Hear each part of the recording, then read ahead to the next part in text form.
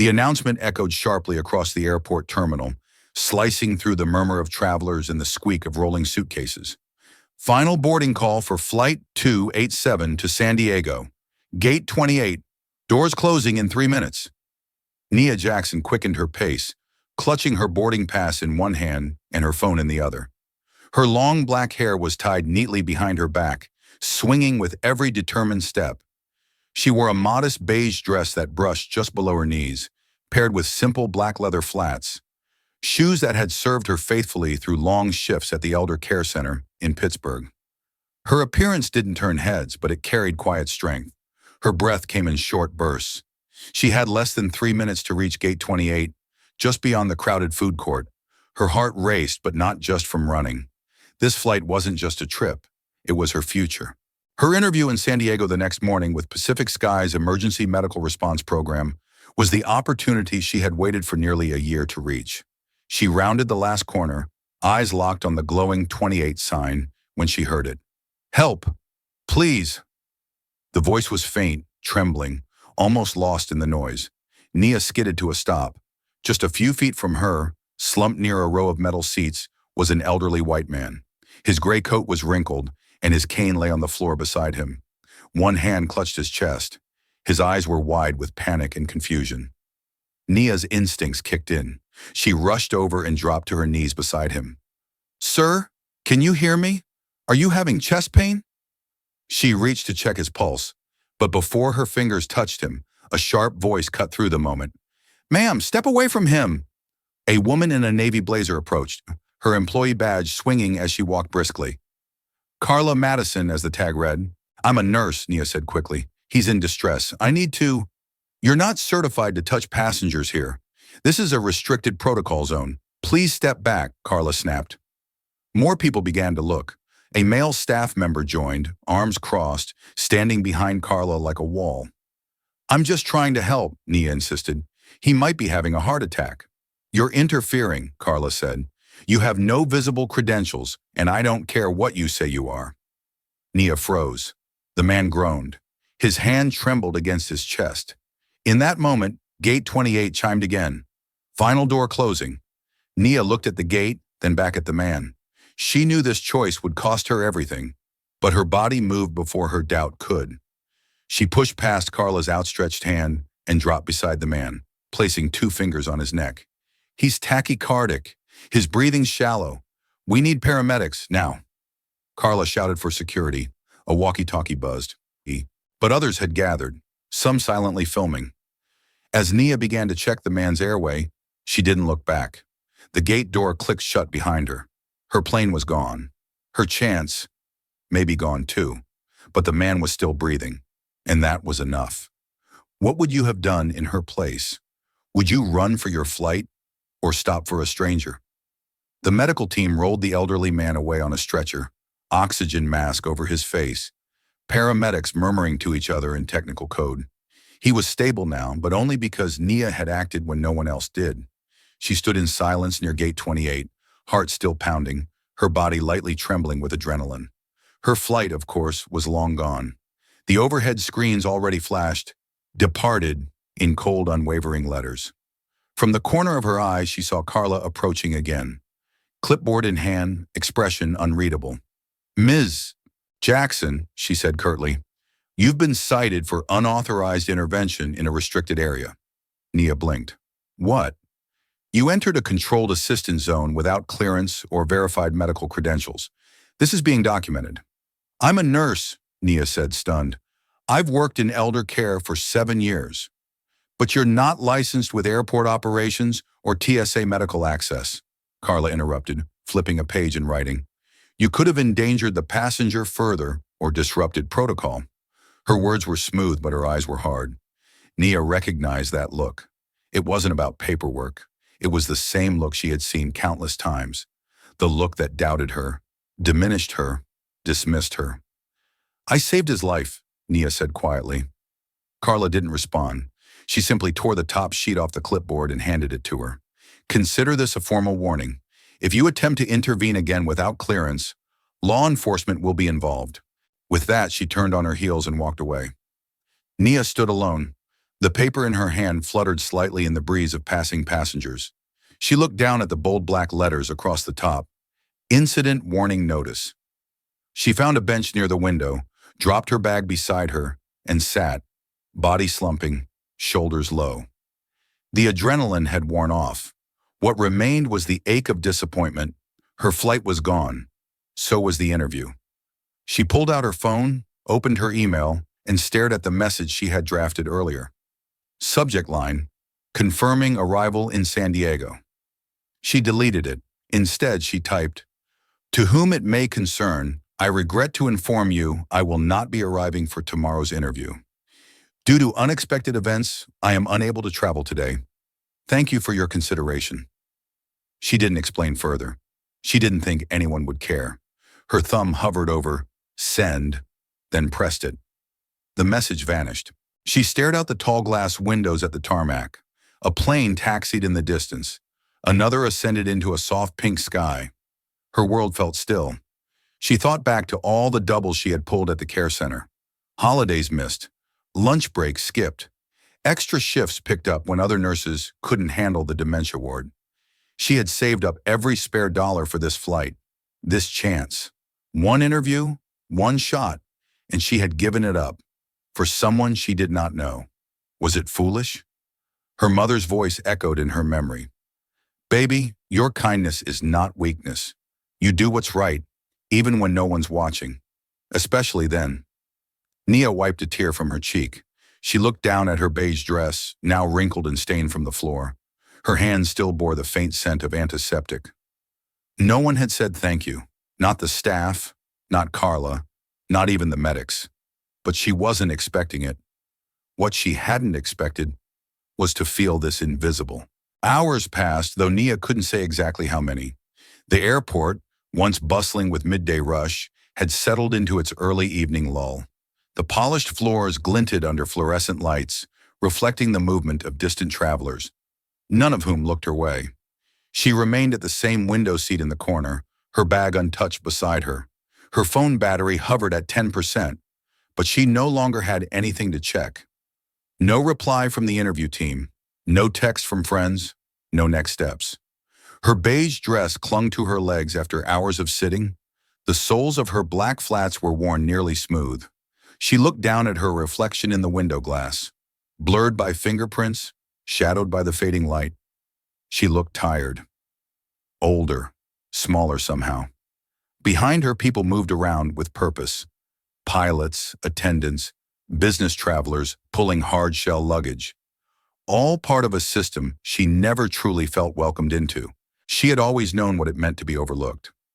As a Black woman in healthcare, Nia had learned that no matter how many patients she comforted, how many families she guided through grief, she was still just the helper, never the doctor, never the authority. Once, a new nurse trainee had assumed she was housekeeping because she wasn't wearing scrubs. Another time, a patient's son had told her, "You're very articulate for someone in your position." Nia never responded to comments like that. She just smiled and kept working. But today, silence didn't feel like strength. It felt like defeat. A pair of teenage girls nearby giggled over a phone screen. A man in a tailored suit took a call about stocks and closed-door meetings. Nia stared past them all. No one knew what she had done. No one cared. The ache in her shoulders crept slowly down her spine. Her eyes burned, but she refused to cry again. A soft shuffle of footsteps approached. She didn't look up. "You okay, miss?" a low voice asked. Nia glanced sideways. It was a man in his late 50s, maybe 60s, wearing a dark green custodial uniform, pushing a mop cart. His graying hair was tied neatly behind his head. There was something kind in the way he looked at her. Not pity, not concern, just recognition. She opened her mouth to say yes, then paused. Her throat tightened. "I'm fine," she whispered. He nodded slowly, letting the silence sit between them like a pause in an old song. "Strange thing," he said quietly. "Airports, full of people, and still the loneliest place on earth." Nia blinked. That was true. He didn't ask more, just gave a small smile and turned to go. But halfway through pushing the cart, he stopped. "Wait here a second," he added. "Someone asked about you." She frowned. "What?" "Couple of men in suits earlier said a young woman in a beige dress helped an old man and never made her flight." Her chest tightened. "Gate 4. They said if I saw you to tell you to come." Before she could respond, he had already turned the corner and vanished into a corridor. Nia stood there for a second, unsure if she had imagined the whole thing. She reached for her bag slowly. Part of her wanted to ignore it. She had already had enough surprises today, but something about the way he said it, the way he knew, made her legs start moving. One step, then another. Toward Gate 4, Nia's footsteps echoed down the quiet corridor as she approached Gate 4. Unlike the bustling terminals she had passed through earlier, this wing felt quieter, calmer, almost insulated from the rest of the airport. A uniformed attendant stood near the glass gate door. As Nia approached, he gave a small nod. "Miss Jackson?" She hesitated. "Yes?" "You're expected." He opened a discreet side door behind him. "This way, please." Nia's brow furrowed. "I don't understand. Who?" But the attendant simply smiled. "You'll see." Reluctantly, she stepped through the doorway. The hallway beyond was carpeted, the lighting softer, warmer, a far cry from the sterile, fluorescent glow of the public terminals. Along the walls, framed photographs of aircraft history and aviation pioneers hung like a private museum. At the end of the hall, a wooden door with frosted glass. The attendant pushed it open and gestured. Inside was a private lounge, spacious, serene, and filled with the kind of quiet luxury that whispered wealth without flaunting it. Plush leather armchairs in deep navy. Soft jazz playing low from unseen speakers. A tray of fresh fruit and tea on a glass table. And in one of the armchairs, seated comfortably, was the old man from earlier. But he didn't look old now. His posture was straighter. The gray coat was gone, replaced by a sharp navy suit, crisp white shirt, polished brown leather shoes. His hair, now neatly combed, revealed silver rather than white. In his hand, a porcelain cup of tea. On his face, a smile. Nia stopped cold. He looked like a completely different person, like someone used to being in charge, like someone people listened to. He looked up and met her eyes. "There you are," he said warmly. "I was afraid I wouldn't see you again." Nia blinked, her voice catching. You're okay?" "Thanks to you," he said simply, setting his teacup down. "Please, have a seat." Still in shock, Nia crossed the room slowly and lowered herself into the chair across from him. Her bag remained on her lap like armor. "I don't understand," she said. "Who are you? Why am I here?" He smiled gently, then extended a hand across the small table. "Victor Langston." The name hit her like a wave. She had heard it before, on news broadcasts, in articles about aviation giants. Langston was the founder of Pacific Skies, a pioneer, a quiet legend, but he had been out of the spotlight for years. "You own the airline," she said, stunned. He chuckled. "Technically, yes. I'm the chairman of the board. My kids run most of it now. I prefer to stay behind the curtain." Nia's mouth opened, then closed. Nothing made sense. He leaned forward slightly. "I still visit the terminals now and then. No entourage, no PR team, just me. Watching, listening. Airport," he said, "reveal more about humanity than any boardroom ever could." Nia exhaled, still reeling. "I saw you. What you did," he continued. "How they treated you. How you didn't back down." She lowered her eyes. I did what I thought was right." "That's exactly why you're here," Victor said, voice calm but firm. "Because no one else did. And I wanted to thank you. Properly." Nia swallowed hard. She hadn't expected gratitude. She hadn't expected anything at all. Certainly not this. Victor leaned back in his chair, folding his hands gently across his lap. "I like to fly under the radar," he said with a small smile. "Even after all these years, my name is on the company, sure. But the company isn't about me anymore. It's about what we do, who we serve." Nia nodded slowly, still trying to make sense of everything. "I never imagined you were someone important," he finished. "Neither did most people who passed me today." He chuckled, but there was a trace of sadness in it. I dress down, travel alone, sit in economy sometimes. Not because I have to, but because I want to see what people are like when they think no one's watching. Nia looked up. That sounded familiar. That's something my mother used to say, she murmured.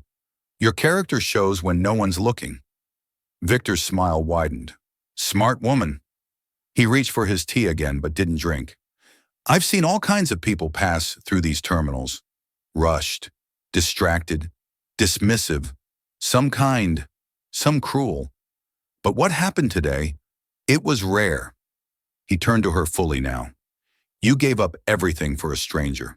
No hesitation, no camera rolling, no one cheering you on. You knew the risk, and you still chose to kneel beside me. Nia's eyes dropped. I didn't even think, You acted, Victor said firmly. When others froze or watched or walked away, you acted. There was a long silence. She finally asked softly, why didn't you say anything? Back at the gate? You could have told them who you were. It would have changed everything. Victor's expression turned thoughtful. Because I wanted to see who they were, without the power of my name, without fear of consequences. Carla didn't fail because she didn't know who I was. She failed because she didn't care who you were. That landed hard. Nia sat with that for a moment, breathing slowly. She looked at me like I was a threat, Nia said, just for trying to help. She looked at you like you didn't belong, Victor corrected gently. And maybe that's the biggest problem we still have in this industry. He stood slowly, walked to the window and looked out over the runways.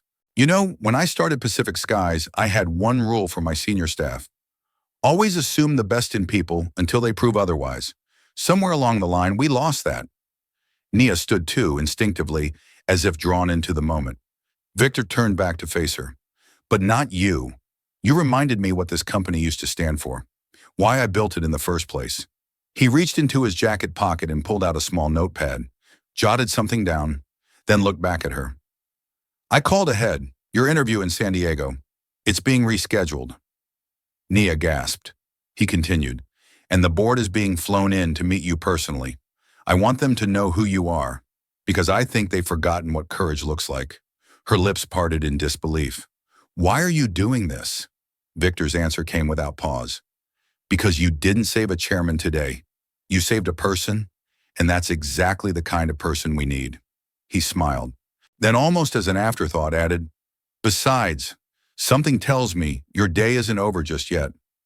Before Nia could find the words to respond, a sharp tone buzzed over the airport loudspeakers, followed by a calm but urgent voice. Attention all units. Code Blue reported in Terminal C. Immediate lockdown in effect. Repeat. Code Blue, Terminal C. Victor's smile faded, his eyes narrowing slightly. He picked up a nearby remote and muted the soft jazz playing from the speakers. The atmosphere inside the lounge shifted. No longer cozy, but tense. From outside the frosted glass door, hurried footsteps echoed. Moments later, a man in a dark gray security uniform stepped into the room. Mr. Langston, he said with a respectful nod, we need to secure this area immediately. Victor rose slowly. What's going on? Suspicious activity near Gate 28. Unattended bag. Possible device. Gate 28. Nia's heart skipped. She stood abruptly. Wait, I saw someone. The security officer turned toward her. Just before Mr. Langston collapsed, she said, her voice steady despite the adrenaline rising again. There was a man, white, maybe in his 30s, tall, navy coat. He was pacing near the seats. Looked agitated. He dropped something in the trash can and walked away fast. Victor exchanged a glance with the officer. She's the one who helped me, Victor said simply. If she saw something, take it seriously. The officer nodded and lifted his radio. Unit 7, redirect attention to trash bin near Gate 28. Look for male suspect, white, mid-30s, navy coat. A crackling response came seconds later. Copy that. Suspect currently detained near Concourse B exit. Matches description. Victor turned back to Nia, his eyes wide, not with fear, but something closer to awe. You may have just prevented a catastrophe. Nia swallowed. I didn't mean to. No, he interrupted gently. You did what others didn't. Again. They both sat down again as security moved swiftly beyond the lounge walls. Victor leaned back, the leather creaking softly. It's not the emergencies we expect that shape us. It's the ones that come out of nowhere. And you, he looked at her, you don't wait for permission. You just move. She didn't quite know how to take that. Was it praise? A warning? A lesson? Victor poured himself another cup of tea, slower this time. Then he added, you know, when I founded Pacific Skies, I wanted to build something people trusted. Something human. He paused, eyes scanning the framed photos along the far wall. Planes, hangars, teams of engineers. But sometimes, in the name of efficiency and protocols, we forget the people inside the process. We teach our staff to follow checklists, not their instincts. You reminded me why I started this in the first place. He looked at her, serious now. Carla Madison failed you today. She failed me too. She saw your skin, not your hands, not your urgency, not your training. Nia sat still, absorbing the weight of his words. Victor continued, softer now. And yet you still stepped up. Twice. You saved my life. Then possibly saved hundreds more. For a moment, the room went quiet again. Then Victor picked up his phone and dialed. Hi, patch me to internal security and flight ops. And I want a copy of every report filed today near Gate 28. Include footage. He ended the call, exhaled slowly, then looked at Nia again. Someone's going to answer for what happened out there. 10 minutes later, the lounge door opened with a soft click. A familiar figure stepped in. Back straight, blazer pressed, face taut with control. Carla Madison. She paused at the threshold, eyeing the plush room and the man standing by the window.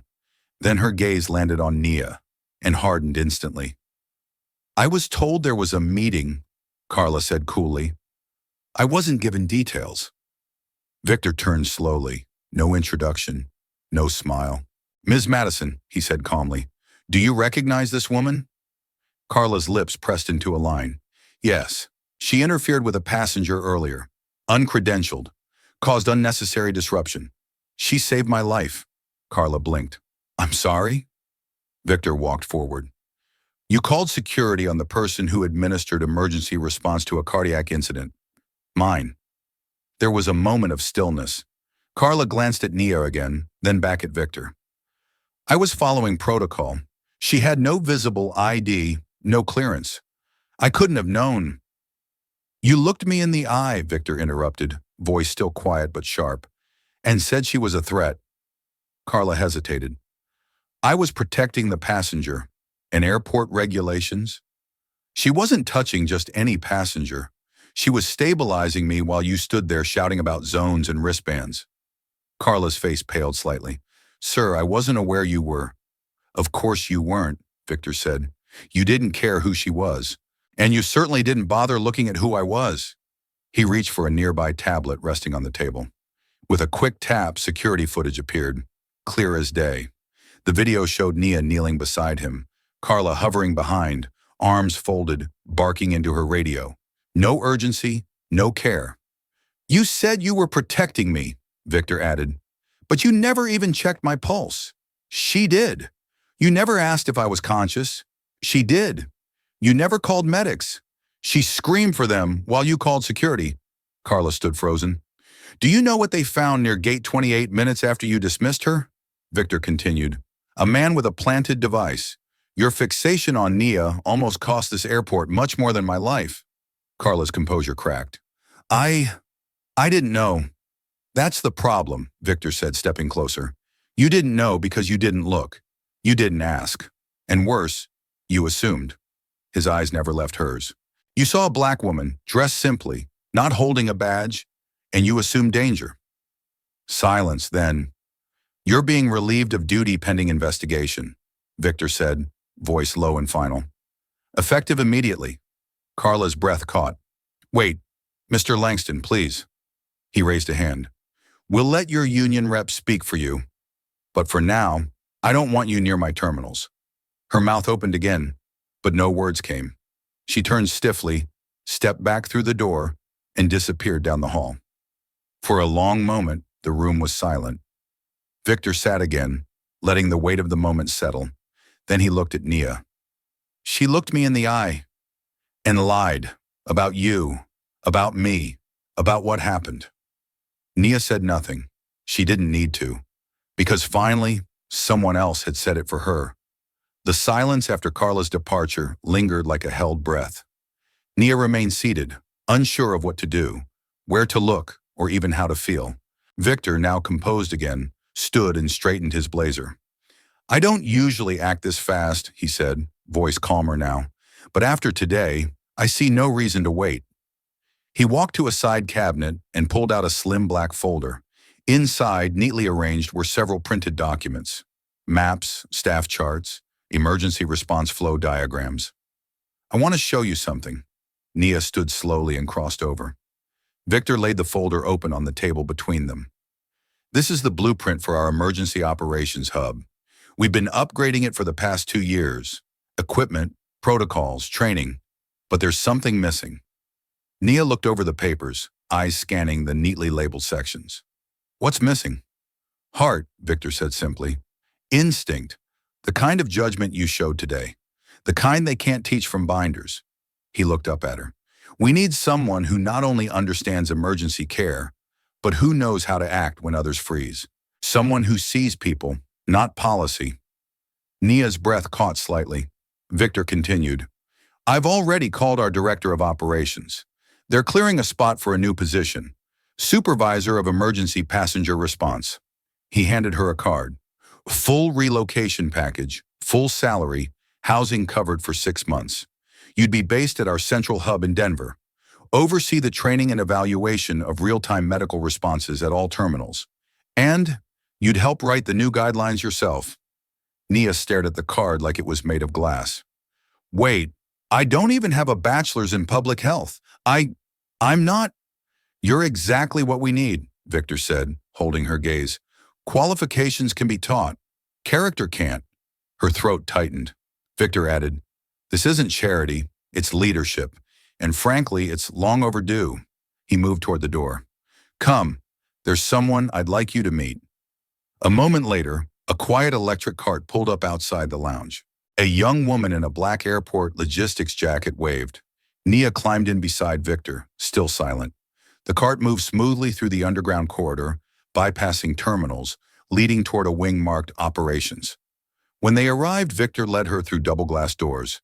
Inside was a sleek command center, rows of screens monitoring live airport footage, dispatch terminals, emergency response logs. A woman in her 40s, tall, black, with close-cropped curls and a military precision in her movements, stepped forward. Marissa Dean, she introduced, Director of Emergency Operations. Victor gestured between them.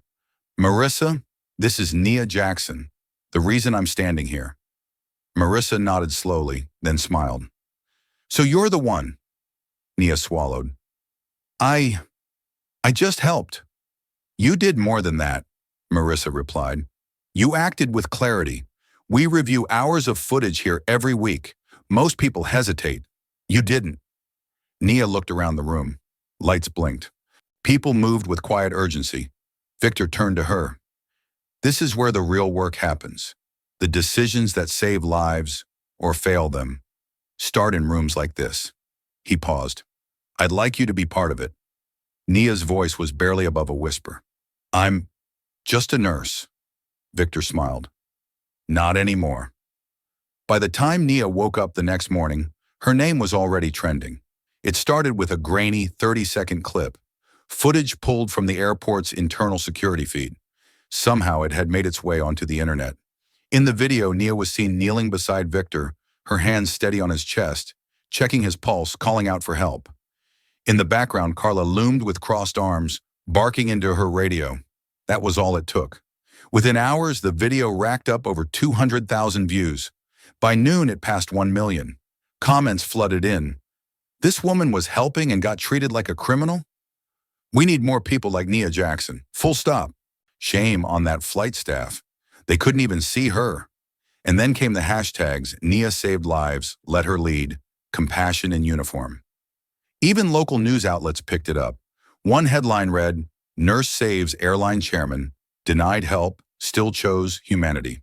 Victor, true to his word, issued a public statement through Pacific Skies by mid-afternoon. It was clear and direct. On behalf of our entire leadership, we recognize and thank Miss Nia Jackson for her selfless actions on July 18th. We regret the mistreatment she faced, and we are taking immediate steps to ensure our policies reflect the values she embodied. But it wasn't just media and executives. Messages started pouring in from across the country. A woman from Baltimore shared how her mother, also a black nurse, was once removed from a flight for standing too long near the cockpit. A teenager in Dallas wrote, "I want to be like Nia when I grow up, not because she's famous, but because she didn't wait for permission to do the right thing." Then came the anonymous letter. Posted to a staff forum used internally by Pacific Skies employees, it read, "I work in cabin services. I wasn't on shift that day, but I saw the footage, and I saw myself. I've looked the other way too many times. I've watched good people be silenced, especially when they didn't look like important passengers. What Nia did reminded me of why I took this job, not for upgrades or perks, but to serve with heart. I'm sorry, I'll be better, starting now." The post ended simply. A flight attendant who should have spoken. Sooner, when Nia saw it, she didn't cry. She just sat with her phone, staring at the screen, letting the words wash over her. The world had finally seen her, not just the nurse, not just the quiet woman in beige flats, but the strength she carried, the instincts she lived by, the humanity she refused to bury. And perhaps most powerfully, they saw themselves.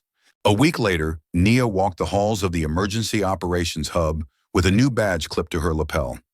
It still felt strange, official, unreal, almost too big. People greeted her now, by name. Some nodded with quiet respect. Others smiled as if they had known her all along. But none of them knew what to say, really, and she preferred it that way. Victor had kept his promise. The position had been created just for her, and not a single corner had been cut. She now led a small team tasked with rewriting emergency response protocols across all Pacific Skies terminals. And still, she hadn't spoken to the media. The requests poured in, morning shows, national interviews, magazine features. She said no to all of them. It wasn't pride, it was protection. Until one afternoon, during a routine staff tour, a young journalist slipped into the operations center with clearance. She wasn't rude, just observant. She watched Nia explain a protocol adjustment to a new trainee. Then quietly she approached. "Miss Jackson?" Nia turned, polite but reserved. "I know you've declined interviews," the journalist said gently, "but if I could ask one question, why didn't you speak out? Back at the airport, when they dismissed you?" Nia looked at her. For a moment she considered walking away. But something about the question, the way it wasn't accusatory, just human, made her pause. She exhaled. "I think," Nia said slowly, "when you're used to not being believed, you stop trying to prove yourself. Not because you're weak, but because you've learned your worth doesn't come from their permission." The room quieted. Even the hum of monitors seemed to fade. "I didn't help Mr. Langston because I wanted praise. I didn't record myself. I didn't expect anyone to notice. I helped because someone was hurting, and I knew how to help." The journalist nodded, scribbling nothing, just listening. "I've worked with people who never get thanked, who clock out at midnight and catch the last bus home, who carry grief, exhaustion, and still show up the next day. That's who I am. That's who I come from." She paused. "And when that flight attendant stopped me, I wasn't surprised. It happens in 100 small ways. Looks, doubts, assumptions. But that day, I chose not to fight it with anger. I chose to fight it by doing my job anyway."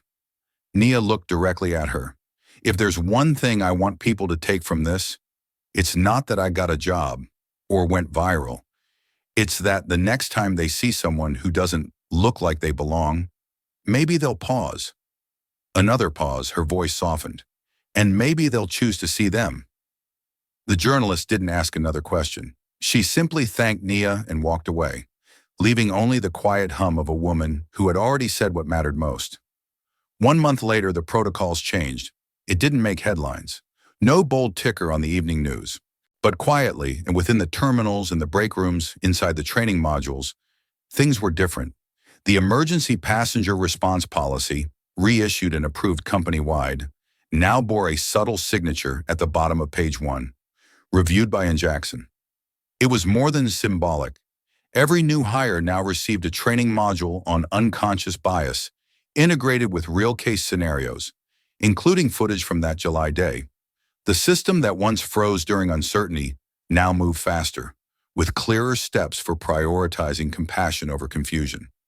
At Denver HQ, the walls of the operations hub had a new display, a simple photo of a woman in a beige dress and black flats, crouched beside an older man.